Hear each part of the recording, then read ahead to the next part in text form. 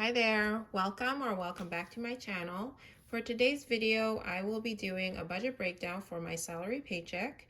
If you are new here, my name is Ange. I do cash stuffing, budgeting, and savings videos. If you would like to see me go through the process of how I do my budgeting, then please stay tuned. So my salary paycheck is on a bi-weekly basis. I get paid every 2 weeks, and I include my husband's salary in these breakdowns as well.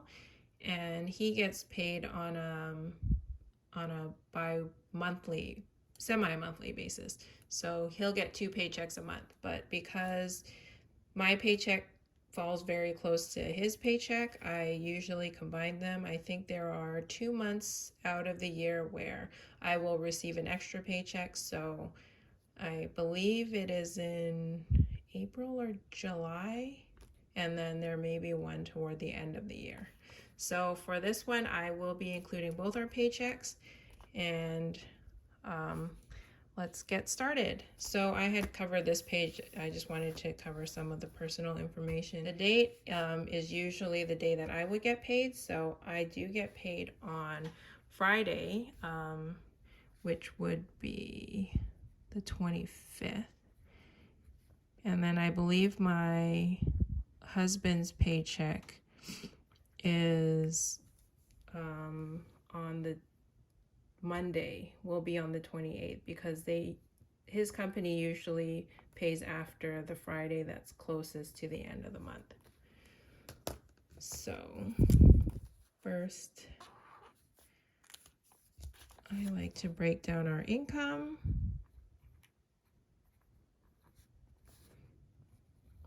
And in addition to our salary, I did receive a small cash back from our FSA.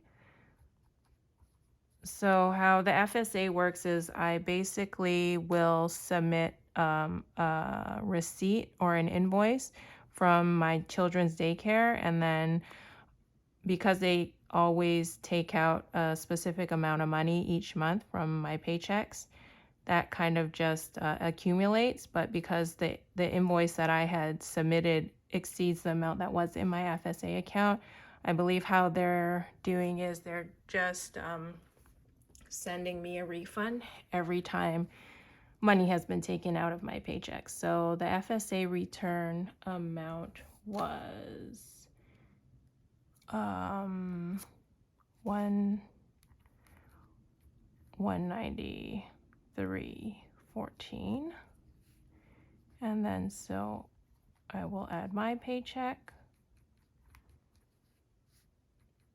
and that'll be paycheck 1, and then my husband's will be paycheck 2.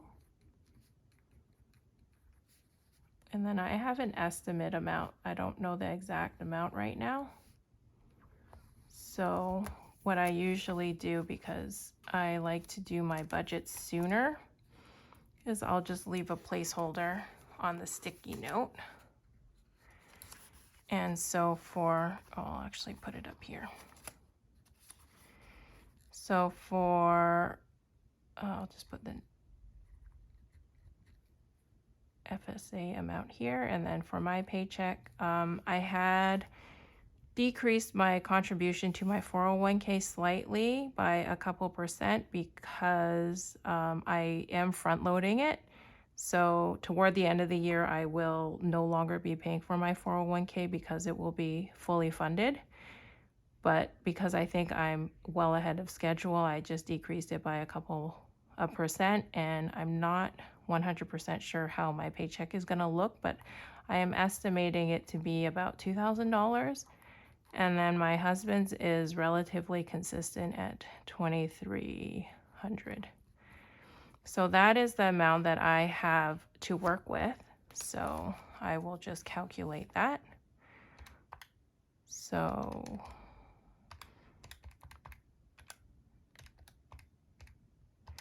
that comes out to $4,493. Each month we do have money going out to our savings accounts. So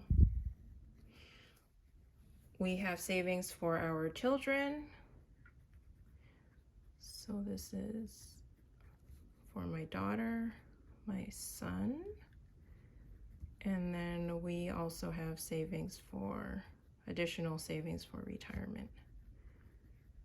And each one gets funded $100 per pay period.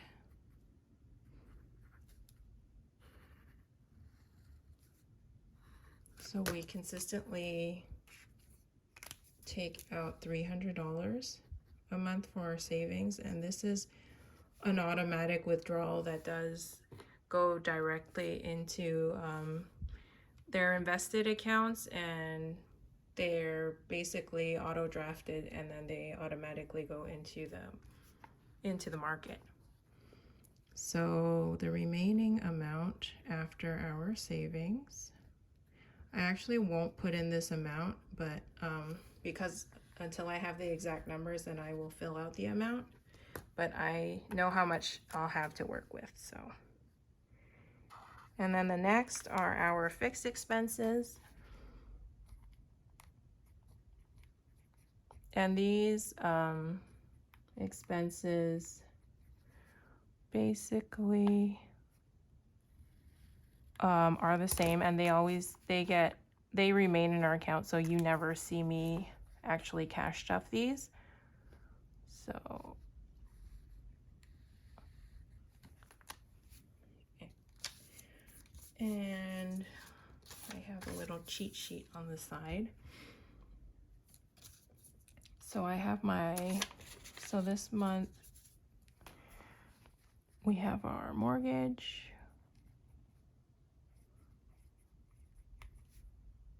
which is always the same amount, $850 per pay period. Or it's actually $850 on a semi-monthly basis, because when I do get the extra paychecks, I will not be taking anything out for my fixed expenses. HOA is $150 for childcare. We had taken a vacation for our childcare, so it's slightly lower this month because our daycare actually gives us credit back if we were not to take it. And last month we had went to Hawaii, so they had given it back to us for the month of March. Kids activities.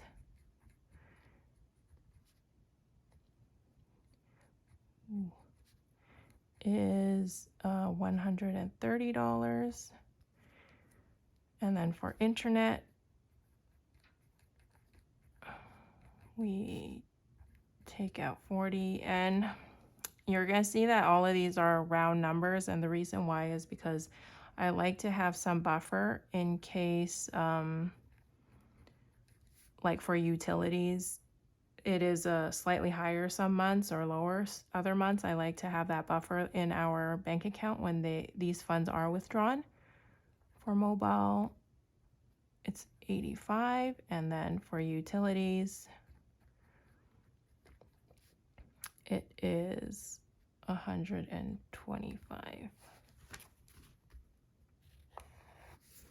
So that total is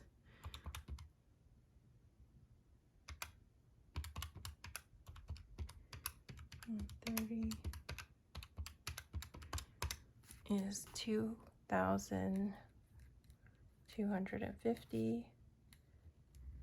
And like I mentioned before, do not cash stuff this. So what we will start cash stuffing is our variable expenses, which is basically my cash envelopes. And I like to calculate the remaining, which I will fill in once I have the full amount.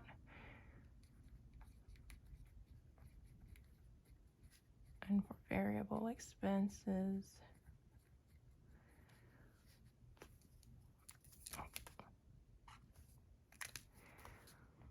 We have our regular gas, groceries, dine out, entertainment, and personal.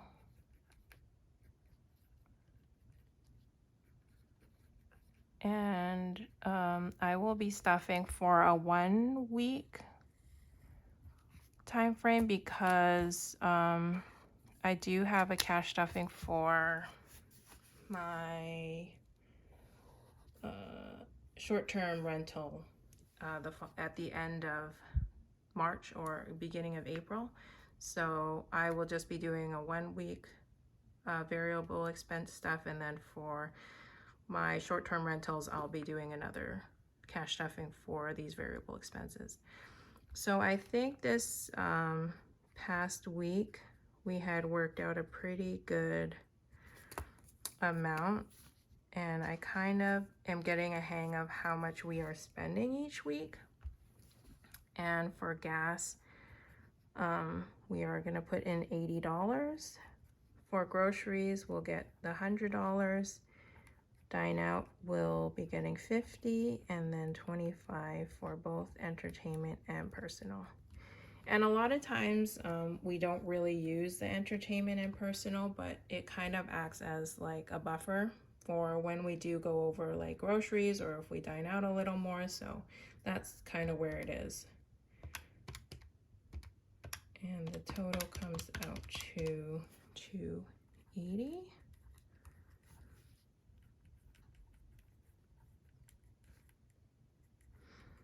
And then, so what I would do is I would take all of these, since these are relatively set expenses for us, I'll take the difference from these 3 categories, and then I will determine what goes into the sinking funds. There are some of our sinking funds that you usually see me stuff bi-weekly only with my salary paycheck, and those ones are my annual sinking funds, and those have a set amount that goes into it. But all of the other sinking funds, they vary, I guess, throughout each cash stuffing. So it depends on how much we get. And a lot of times, I try to put in a little bit. I think a little bit helps, and it really just adds up. But there's no real target, I guess, for it. It's just good to have when we are spending money. So for my paychecks, I do stuff all of my envelopes, so all of my sinking fund categories. And I do have a little cheat sheet beside me for them. Let me just calculate how much we have left. So of the 4,493, we'll subtract the 300, the 2,250, and then the 280. So we have $1,663 to work with from the estimate of the income. So for property tax, always gets the most. And you'll see that I always like to stuff the property tax because I like to front load it. And the reason is because it is relatively high, and I do want to get ahead of it if I can.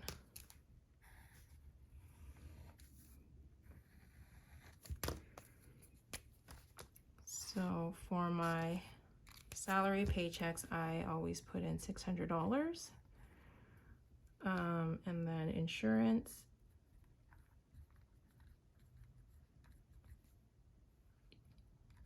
gets in $120. Our car registration gets $25. And then subscriptions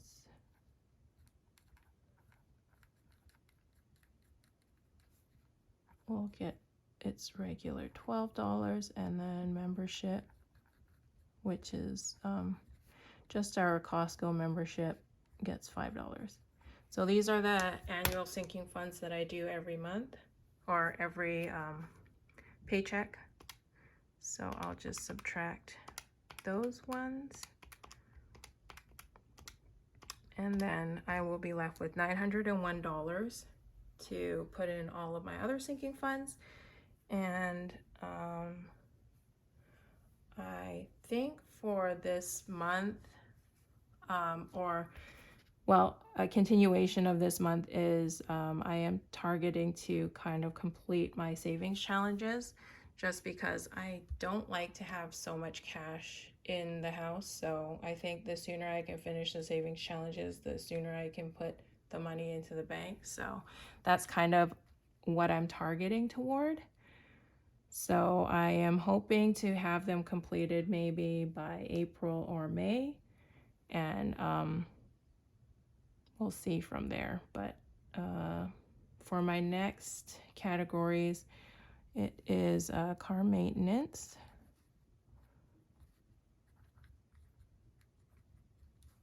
And I think I'm actually going to list out all of the categories first so I can see how many I need to do and which ones are more higher priority.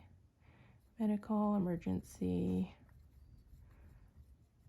For birthdays, I've mentioned that it is my daughter's birthday coming up, and we are planning a birthday party for her, and I want to make sure that we're putting in quite a bit for it. Holidays, I know that Easter is coming up, so we may need to use some of the funds from the holidays. Back to school, vacation. And for vacation, I'm actually thinking of doing a separate binder for vacation, so I can kind of break down the different categories that we need to save up for vacation, like airfare and accommodation, since it is quite a bit, and I think it might help that they're all kind of separated, so we can see what takes priority or how we know we're ready for a vacation. Her fund is fund, and then the kids. All right, so these are all my categories.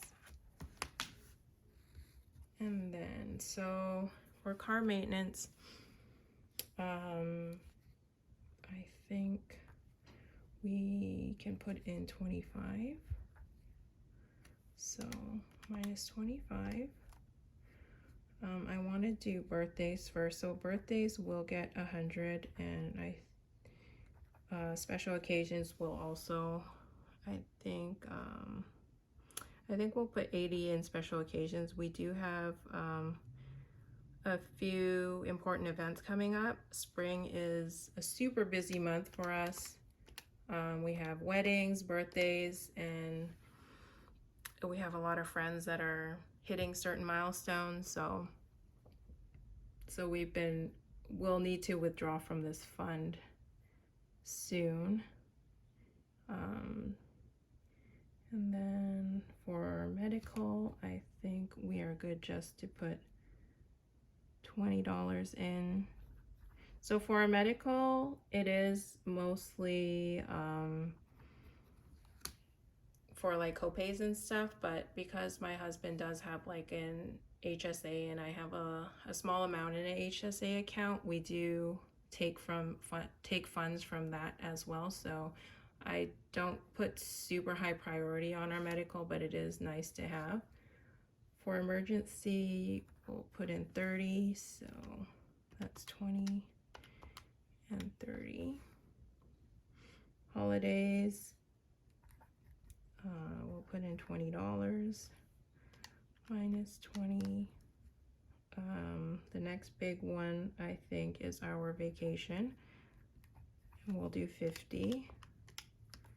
Back to school, I think we can do 10, and same with home goods, because neither of those funds will have to take anything out anytime soon. Costco, I like to make sure we have significant funds in that one, so we'll put in $40. For his and her fund, I think we'll each put in 25. So that's, and then for family time, I think $30 is good. And then for kids, I like to put in almost double what we put in ours, but I mean, they don't really need so much money, I don't think. It's mostly like foreclosure stuff. So the remaining from what I'm expecting from our income comes out to almost $400. So I think that's good. Like I said, I'm not sure how my paycheck's gonna look, so it could be a little less than 2,000 or it could be a little over 2,000. So I think that kind of works out to have quite a bit of money left over for savings challenges. And I do think that, actually, let me just calculate this. 120, 25.